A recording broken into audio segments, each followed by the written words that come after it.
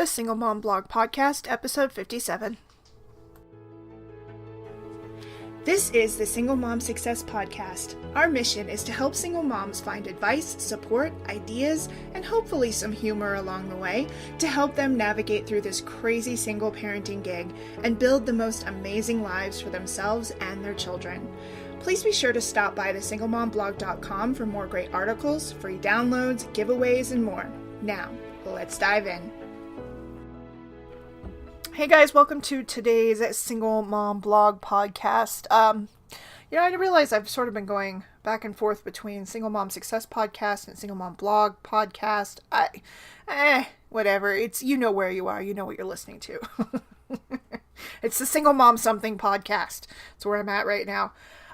So I hope you're doing wonderfully. Today is Tuesday when I'm recording this. I didn't get a chance to do it yesterday. I was still taking care of child so my son Gage had his wisdom teeth removed last week on Thursday, and his sister had 2 of her teeth extracted as well, 3 actually, but 2 that had to be surgically extracted because they were her baby teeth and she did not have adult teeth underneath to push them out, and so they were really, really low in her jaw and sort of still attached to, like, they're sort of like fused to her jaw. I'm not quite sure how or what, but I do know it's an inherited trait because I had the same thing. I had 2 baby teeth with no adult teeth underneath. But me, I kept mine until they, just until they were just not able to sustain themselves anymore, and then they got pulled. But it was like way into when I was an adult that I finally had them pulled out. Probably would have been better to do what we'd done for her and, had braces put on, but it was just not in the cards for me. I'm okay with it though. I don't think I would have enjoyed braces very much. I know my daughter's not enjoying them. For somebody who wanted them, she wanted them so bad. I swear I've never met a child who wants something to be wrong with her more than my daughter. She wanted glasses. She wanted braces. She wants to, if she even mildly twists her ankle, she's like, I wonder if I need crutches. She just wants something. I don't know why. I don't know if she feels it makes her stand out more if she has them, but I kept trying to tell her, I'm like, you don't want braces. You do not want them. She was like, no, I think I need them. I'm like, okay. And then she got them, and sure enough, she's like, I'm so tired of wearing braces. I'm like, I tried to tell you that you didn't really want them, but whatever. But so anyway, so she had to have 2 teeth surgically extracted. We tried to take them out the normal way, and they were so fused to her jaw that she was in significant pain. Like, they tried to pull them out. They put as much numbing stuff as they could medically into her face, and she still could feel them trying to pull it out, and the pressure was just too much. She couldn't handle it. So because they were so low and so attached to her jaw, I'm sure there's a technical term for that. I have no idea what it is, but so they had to both be sedated. So we just last Thursday took them in, and they both got their teeth taken out. They were both on happy drugs. It was very funny. Unfortunately, they wouldn't let me record in the room when they first came out of anesthesia, which sucked because it was hysterical. But I guess HIPAA, they wouldn't. I'm like, but they're my kids. I can record them if I want to. It's not a HIPAA violation. They're my children. But apparently you're not allowed to, or at least this doctor didn't allow me to. So, but I did record them when we got into the car. They were still a little bit loopy, but not nearly as funny. My son Gage, he had his wisdom teeth taken out, so he was a little bit more so than my daughter was. But he thought I came out and I was like, hi, and he's like, who are you? I was like, well, who do you think I am? He goes, my aunt. I'm like, no, I'm not your aunt. And he goes, my grandma? I was like, what? No, I'm not your grandma. And of course, my daughter, who was awake at this point, she heard that because she was across the hall, and she started laughing hysterically. She thought that was the funniest thing she had ever heard, him calling me grandma. I was like, I am not your grandmother. I am not even a grandma at all. He's like, oh. I said, so who do you think I am? And he's like, my slightly older sister. was like, that's better, I guess. So, and then my daughter, she was funny. I walked in and she's like, there's two of you. I was like, oh, you see two of me, huh? And she's like, yeah. I was like, oh, well, that'll go away. You'll be all right because, we don't want two of me. And she goes, I do. I'm like, all right, well. So, but she was funny. She was giggly and very, very funny. But so because of that, I was still dealing with, my daughter went back to school Monday. She was okay. My son stayed home still from his transitions program for until today. He went back finally. So, so I was a little busy doing that. So I do apologize if this is a day late, but it's out and that's all that really matters. Yay! So today, the podcast is going to be about something that I have had it's been a process to learn, and it's something that I'm still working on, and I think we'll be working on forever, especially as a parent. I think it's just the circumstances are just gonna change as my kids get older, and that is picking your battles. As parents, especially, I think it's very important that this lesson is one that we learn and practice often, because there are so many pressures anymore for parents, I think. And here's the crazy part. I don't think there's more pressures, because there's always been pressures. The pressures for our parents has not changed. I think the dynamics of it have changed a little bit. So for example, we want to raise children, we want to help keep them safe, we want to try and eliminate bullying, we don't want them to be picked on. And that has been true forever, right? It's just the circumstances of how they're bullied now is different. It's different because now it's online. Now you have social media, right? So I think it's more prevalent because it's easier, and it's something that you can't get away from. As a kid, when I was younger, when I was bullied and I was picked on and called names and treated poorly, when I went home, it was done, right? I didn't have to deal with it anymore. So my home was my escape. And now it's like kids can't even escape from it because it's always there. So I think in that aspect it does change. But the point, the main circumstance, the thing that we want to do, it's still there. The thing that we deal with as parents. So I think that we as parents, we have so much to deal with and so many things that come over, and so many ways that we're judged, and there's so many things that we take on as parents.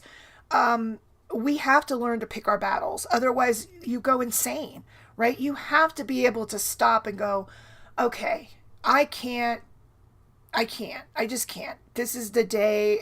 I don't know about you, but I've had many, many days, and today was one of those days where I just know that I'm not doing it. Right? There's a comedian. She's so funny. I think she's actually coming to Colorado. I can't remember her name, but she kind of became famous because she did some Snapchats with that weird mouth. So I'm not Snapchat friendly. My daughter did it for a while, and I signed up for it so that she and I could do it, Snapchat each other, I guess. And then like her stepmom tried to friend me, and I was like, no, I do not. No. I'm done. So my Snapchat days lasted a very, very, very, very minimal. But this one woman did a Snapchat thing, and she became fairly famous for it because she's got a Southern accent. She's hysterical. She's like, I'm not doing it. Like that's her kind of line. So there are many times where that's how I'm at, right? Like I'm at that point. I'm not doing it. I ain't doing it, right? Today was one of those days. I woke up with a sinus headache. It's that time of year for me in Colorado, the in-between times, right? Spring, when winter is going into spring, and when summer's coming into fall. When the weather starts changing and the in-between times, I get massive sinus headaches. I wake up with them. I will go to sleep with one and still wake up with it in the morning, right? Like it's not fun. No bueno at all. I do not like it, but it is my life. This is how, it's how it is for me. But so I woke up this morning with a sinus headache, and it was just, this is the day where I'm like, I am not getting into the arena with you. I am picking my battles, and this is one I am not engaging in. I am not engaging with you today in this, whatever issue you want to bring up, whatever thing you want to be pissy about, whatever thing that you've done. I'm just not, to save my sanity. My brain hurts right now. It is not the day where I'm going to get in this with you. So as parents, we have to figure out when we're going to pick our battles. As the mom of a child with a developmental delay and a disability, I do this very often. There are many, many times where I will engage with my son because, to give you a little brief medical, if you're not aware, if this is the first episode you're listening to, a couple episodes back, I discussed my son has a traumatic brain injury. I discussed how it's affected his life and the whole story behind how that happened. But to give you a little tiny brief medical synopsis of my minimal amount of knowledge in this very vast and complex medical issue, with a frontal brain injury, there's a word for it. My brain hurts right now, and I think it's prefrontal cortex, whatever, the front part of your brain. There's a medical term for it. I can't think of it because my brain's not working right, because it hurts. It controls things like executive function and impulse control and behavior and emotional control, anger management, things like that. All of these things, understanding cause and effect and the relationship between if I did something wrong, I get in trouble for it, right? So, for my son, he did something wrong and he got in trouble. All he knows is you're yelling at me. He doesn't connect it to the fact that he did something wrong. Just you're yelling at me. So you're attacking me and therefore you're the bad person. You're wrong. And you started this fight. You started a fight with me. It's not my fault. It's yours, right? That's how his brain works because of his brain injury. He doesn't relate the fact that I'm upset or angry about something because it was something he did. He doesn't connect that. So he has to be told and made to come to that connection. It has to be explained to him so that he can connect the two. And it's exhausting. I'm not going to lie. It's exhausting to get into any type of argument with my son because of that fact. And also because when he is angry or upset, his brain, I tell him all the time, your brain is stuck on mad. Your brain is stuck on mad. You want to be mad. I have never met anybody who, like this young man, when he's a lot better at it than he used to be because as he's gotten older, his skills have developed, his brain has developed more, so he's able to make those connections a little bit more now than he used to. We still have to do, it still has to be brought to him a lot of times though, but he's better. And he's better at sticking to the one topic at hand.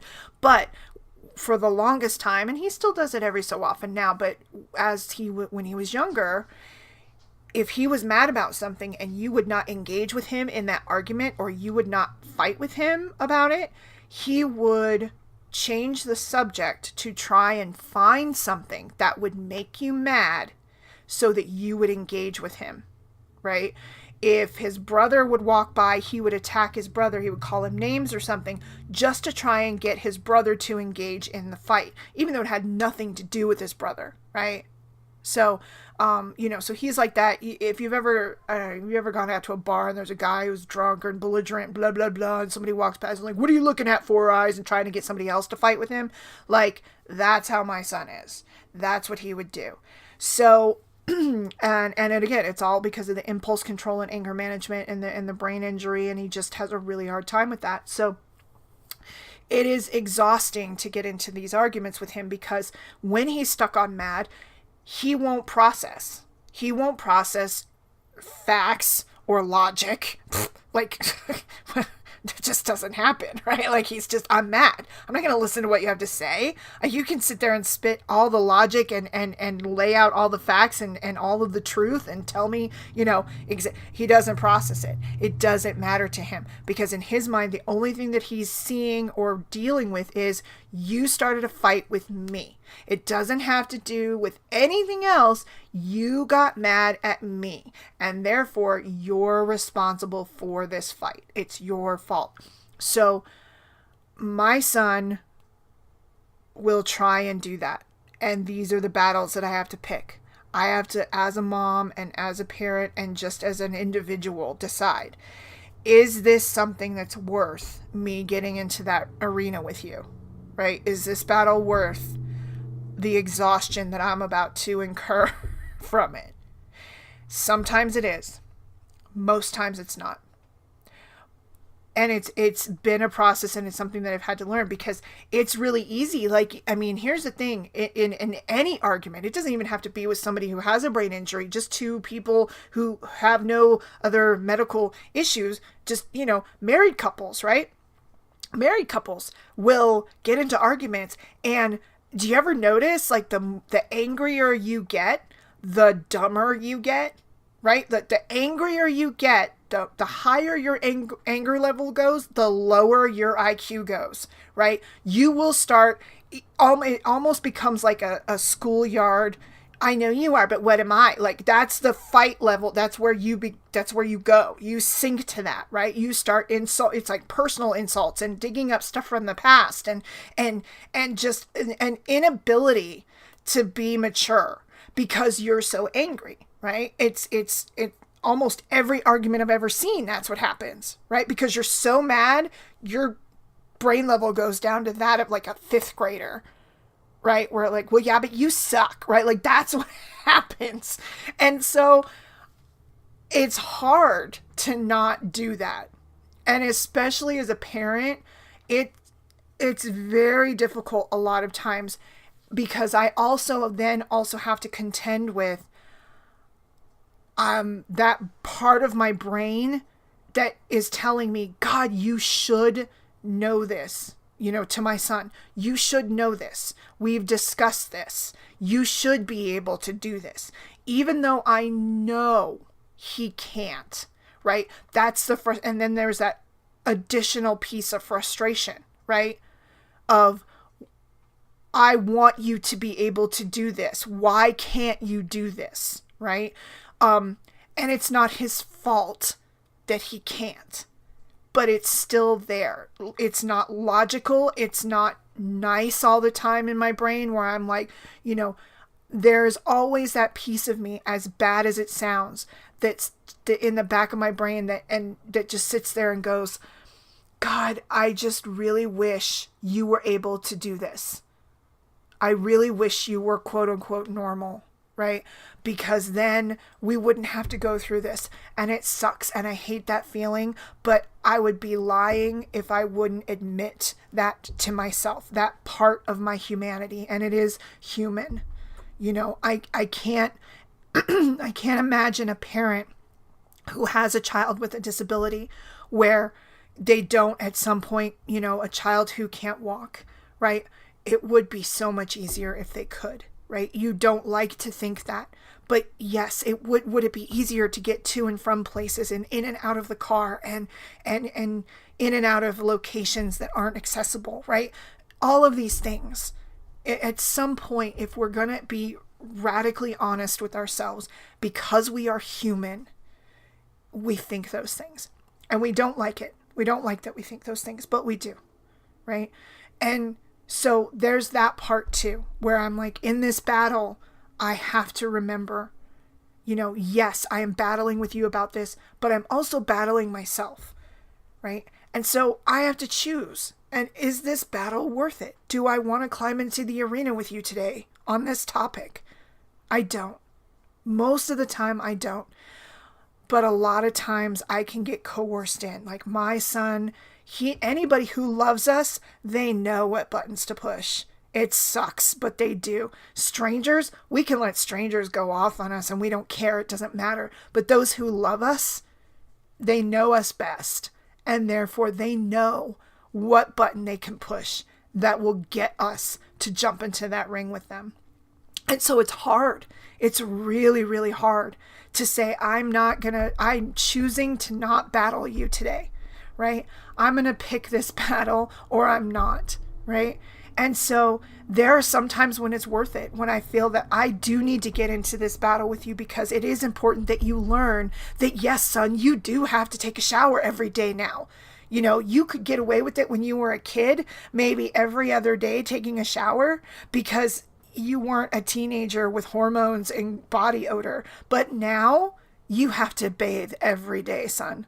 You have to put deodorant on every day. And yes, that is a battle I am going to fight with you every day, because just for the sake of everybody that's going to come in contact with you, yes, I am choosing that battle. And if it causes a fight, then it causes a fight. And believe it or not, yes, something as simple as that can cause a knockdown, drag out, screaming at the top of his lungs argument with my son. But that battle is one that I will fight. Now, I may not always fight it. If it's the weekend, if it's Friday, and I'm like, dude, you need to take a shower. I don't want to take a shower. All right, you know what? Just stay in your hole then, because we're not going anywhere. You want to stink in your room by yourself? Whatever. I'll come down and spray it down with Lysol later. Like, it's not worth that battle for me, because it's, if you want to be in your room stinky, whatever. So again, it's that battle. Is it worth it to me to get into a knockdown, drag out battle with my son over whether or not he picked up his socks? No, it's not. I know he didn't pick up his socks. Somewhere in his brain, he forgot, right? So again, another part of the issue with the child with a brain injury, he forgets. His short-term memory is terrible. It's terrible in a lot of instances.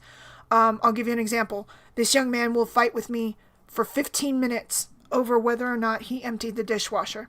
So I will tell him, you need to go empty the dishwasher. He says, okay. He starts. He gets distracted. He only empties the top rack and leaves the bottom rack. So I have to go back and say, hey, Gage, you forgot. You didn't finish the dishwasher. No, I emptied it. No, sweetheart, you started, but you didn't finish. I think you got distracted.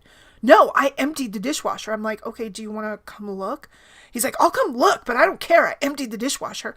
And I'll literally show him. I'm like, see, baby, you emptied the top, but you didn't empty the bottom. He's like, I emptied that. Literally in the face of the very proof that he did not finish, he will still argue. Because his brain, in his mind, he started the task, therefore he must have finished the task. And I don't care what I'm seeing right in front of me. My brain told me I finished it, so therefore it was finished. I don't care. I don't care what I see. I don't care what you're telling me. I finished it, right? So those are the battles. Now, is that battle worth fighting? To me, yes. Because I'm doing him a disservice if I let him think that it's okay to start a task and then not finish it, and then tell, like, if he goes to work and he starts a job and his boss says, okay, you need to take this pallet of cans and stock it on that shelf, and then when you're done, let me know. If he gets distracted and he leaves and forgets to come back, his boss is going to say, hey, you didn't finish. He can't get in his boss's face and say, no, I know I finished. I don't know why it's not full, but I know I finished, right? That's just arguing with reality, right? And I'm not doing him any services it's not doing him any good if I let him think that he can argue against reality. Right? The reality in your face, right in front of you, proof is that you did not finish your task, and you need to be able to do that. So for me, as simple as it would be just to go ahead and empty the dishwasher and not jump into the arena with him on that one, that's a battle I will pick. I will choose that battle. Now, Gage, you forgot to pick up your socks. I told you to pick up your socks. I thought I picked them up, but you didn't. I'm willing to pick them up and put them in the laundry, right? That's not worth it to me. To fight a knockdown, drag out battle with him. It's exhausting, and it just diminishes me physically. I can't even express to you, and any of you moms out there, if you have a special needs child, a child who's autistic, a child who has a brain injury, a child who has oppositional defiant disorder, whatever, ADD, ADHD, whatever it is, you very likely know this exhaustion that I'm talking about. You can't explain it. You cannot explain it, and people who have never experienced it don't really understand. But it's this level of just bone deep emotional exhaustion that you can physically feel. Your brain and your emotions are so wrung out from some interaction with your child that your body is you feel like you've gone 10 rounds with someone. You feel completely beat up and just done, right? And it's maybe from a 30-minute interaction with your child, but it will suck the ever-living life and energy out of you. It's so hard to explain, but it's emotionally and physically exhausting.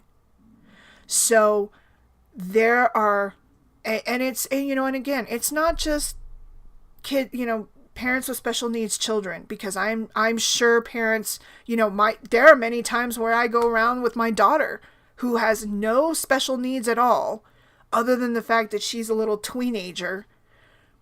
She exhausts me too, right? So parents know this exhaustion, but with a special needs child, there's almost even a different level, because it's the knowledge that it's potentially going to always be this way, that you are gonna have this battle again, maybe tomorrow, maybe in the next hour, right? So it is so hard, and so it becomes very, very important to pick your battles, because otherwise you will constantly be battling, and there will be nothing of you left. You will be so exhausted. Is it worth a 20-minute fight over whether or not my kid picked up her socks? No. I'll pick them up, but I'll tell her, be like, dude, I just picked up, I'm like, those socks that I told you to pick up like 3 times? Yeah, I picked them up, right? With my kids' toys, I will tell you this though, just because you pick your battles doesn't mean you can't be like sneaky and subversive and still win. Even though you're not battling, you can still win. So I'll give you an example. I got tired of telling my kids to pick up their crap. I did. I'm like, you know what? So I finally told them, or actually, you know what? I forgot. I didn't even tell them. I just started picking it up and taking it. I just took it, started putting it like in a bin in my room, in my closet. And so then my son was like, where's my DS? Don't know. Where's my shoes? I don't know. Where's my phone? Weird. Don't know. Right? They would just leave their crap laying around, like, and so all of a sudden they're like, where's my stuff? I don't know. Where'd you leave it last? Well, I think I left it here on the couch. Oh, didn't I ask you to pick that up? Yeah. Did you pick it up? Well, no. Maybe I picked it up. Well, what'd you do with it? Oh, I kept it. What? Well, if you're not going to pick up your stuff, I'm going to start picking it up, and I'm going to keep it. And you're going to have to do something to earn it back. Oh my God, you would have thought I ripped off their arms and beat them with them. They're like, what? I'm like, yeah, if you're not going to pick it up when I ask, and you're just going to ignore me, then I'm going to pick it up. I mean, if you're going to make me pick it up anyway, but if I'm going to pick it up, I'm going to keep it. It's going to be mine. I'm going to play your DS. I don't know what game it is. I don't know what level you're on. I may wipe out the entire memory on your memory card because I have no idea what I'm doing. So if you value any of this stuff, if it's important to you, but it is important to me, then how come you leave it laying around? Why do you leave it laying around if it's important to you? Pick it up. Put it where it goes. Put it in your room. Do not make me come after you again and again and again. I will ask you once, maybe a second time, but after that, it's mine, whatever it is. And then when you don't have shoes to wear, can't find any socks, can't find your DS, don't know where your phone is, don't know where your homework went, don't know where your school stuff is, have no idea where your lunchbox went, and you have nothing to eat with when you go to school, then maybe you'll remember that you were told to pick up your stuff and put it away. And that's the battle I chose to fight. right? Not in every single day battle, but this is the battle. The main rule of this house is my battle. This is my arena. You just stepped in it. So now if you want your stuff, you pick it up when you're asked the first time or the second, but you don't get any more after that. After that, it's mine, right? So that's the battle I chose to fight. I chose to fight the big battle and win, and not all those. So maybe I chose to win the war instead of fighting the battles. Right? So, but whatever you need to do to make sure that you're just, my sanity is too important to me, and it's hanging on by a very thin thread as it is, right? So whatever I can do, avoid a battle that doesn't need to be fought, avoid an argument that I choose not to engage in, with my son anymore, because I know he wants to engage, because it's so important to him to fight that battle, because the fighting is more important to him than understanding the reasoning. I just look at him and say, you know what? I'm not doing this. I refuse to engage with you in this. I'm going upstairs. When you calm down and you want to have a discussion about it, you can come see me. And 9 times out of 10, he'll go downstairs, he'll rant, he'll rave, he'll still say stuff. And he'll turn it into a personal battle too. Oh, well, you don't love me. You just want me gone. You hate me. You wish I was never born. Your life would be so much easier if I didn't live here. You just can't wait to get rid of me. I know how you think. He's trying to push that button to engage. And there are times, I admit I'm not perfect, where he'll say something that's so hurtful or outlandish that it'll pop me in there. And later I, recognize, shouldn't have done that. That was not okay. But again, human. We're all human. Nobody's perfect. We all do things we regret. We all do things that we know we shouldn't do. We engage with people we know we shouldn't engage with, right? But so with him, it's, he 9 times out of 10 now, though, he'll do that. He'll rant, he'll rave. And then he'll calm down and he'll come up and he'll say, okay, I'm sorry. Let's talk. And so that's the skill I'm working on with him. That's the whole point of what I'm trying to do is for him. I'm trying to embody the behavior that I want him to start, mirroring and recognizing. I don't need to jump into an argument. I can talk about this instead. If I feel I can't talk about it, I need to calm down until I can, like that type of behavior, because it's super important for someone with his developmental delays and the impact of his brain injury as he gets older, because, regular people in the world, I tell them all the time, I'm like, you have to understand something, son. You do not have a big flashy sign above your head that says, I have a traumatic brain injury and therefore I don't process information like you do and I may get angered easily. There's nothing.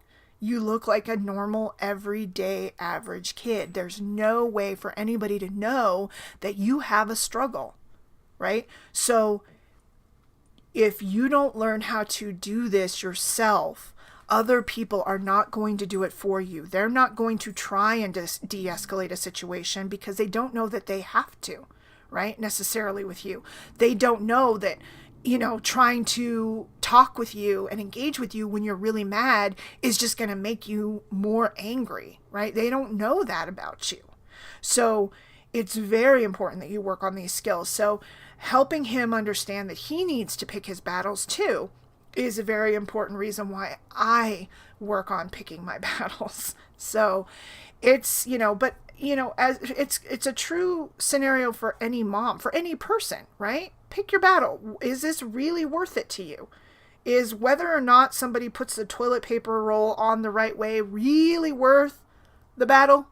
Or can you just turn it over, right? It takes you 2 seconds. It doesn't hurt you.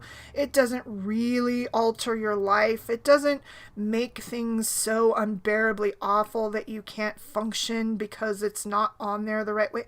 I get it. Yeah, you may have had to tell them 5 or 6 times, but maybe just come to the understanding that it's not as critical to them as it is to you which way the toilet paper rolls. All that's important to me is that there's toilet paper. I don't care which way the roll's on the thing. It doesn't matter to me whether it goes over the top or the bottom. I don't care. Just so long as there's some there when I reach for it. That's all I care about, right? So again, pick a battle. Is it really worth it? Is it worth your sanity? Is it worth the energy? Is it worth the time that you're going to devote to that? And if so, fine. But know that you chose that battle, right? But I would recommend, if you haven't started doing this in your life, try it. Try it. Is this worth the amount of energy I'm about to expend to deal with, right? I'm about to be upset, or I'm getting upset over something. Is it really worth that emotional energy I'm about to expound getting into it? If so, okay. But, I bet you about half of the situations that you find yourself in, probably not. Half of them might be worth it. The rest of it, you could probably walk away from, and it really wouldn't hurt your life any. In fact, it might make it a little better. It might give you a little more peace, It might just, if you can just come to a certain level of acceptance. My husband, my child, my significant other is never going to put the roll of toilet paper on the right way all the time. Because it doesn't matter to them the way it does to me. And it takes me 2 seconds to fix it. Instead of the 20-minute argument that I'm going to get into if I come out all pissed off about it again. Right? Is it really that big of a deal? Pick your battles. It will save you energy. It will save you time. It will save some sanity. So that is today's podcast. I hope you enjoyed it. I hope it was helpful. Please be sure to check us out on the blog. If you're not, it's thesinglemomblog.com. Please go there. Please leave a comment. Let me know what you thought about this. Do you find yourself picking your battles? Do you have a certain situation where you're like, man, I probably should have walked away from that and never even stepped in the arena on that one, right? Is there a time in your life where you realize, if I pick a different battle, or if I just choose not to get into this battle, is it going to make my life simpler? Let me know in the comments below. I can't wait to hear from you. I hope you have a wonderful day. Enjoy the rest of your week. Take care. Thanks for joining me today for the Single Mom Success Podcast. I hope that you enjoyed it and that you found it inspirational in some way. Don't forget to visit thesinglemomblog.com for more of our podcasts, articles, downloads, and free giveaways. I hope that you have a fantastic day, and never forget that you are amazing.